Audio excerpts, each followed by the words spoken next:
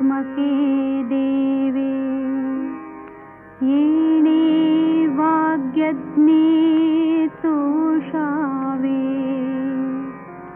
तोषोनि मज द्यावे पसाय दान हे त्रास सहन करावा लागला। या 4 भावंडांना समाजानं अक्षरशः वेठीस धरलेलं होतं।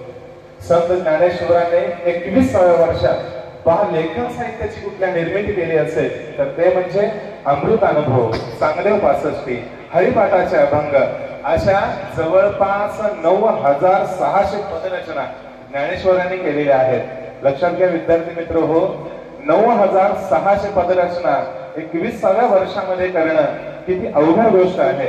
आणि जे वाकडेपणा, मनोवृत्तीचा वाकडेपणा हा जो आहे तो त्यांचा नष्ट झाला पाहिजे। त्यानंतरच त्यांचं खलत्व जे आहे ते आपोआप ओसरायला लागेल।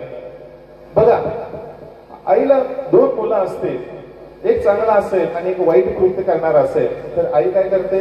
वाईट कृत्य करणाऱ्या मुलाकडे ती जास्त लक्ष देते। वाईट कृत्य करू नको असं ती म्हणते, शिवाय त्याचं वाईट पण जावं यासाठी ती विशेषत्वानं प्रयत्न करत असते। तसं कशासाठी म्हणतो की आज आपल्याला काही वाटत नाही। शाळेचा पहिला दिवस असेल तर घरात लहान मुलं रडतात शाळेला जायला, आणि संध्याकाळी मग 5 वाजता खुश होतात, आता घराकडे चाललो म्हणून।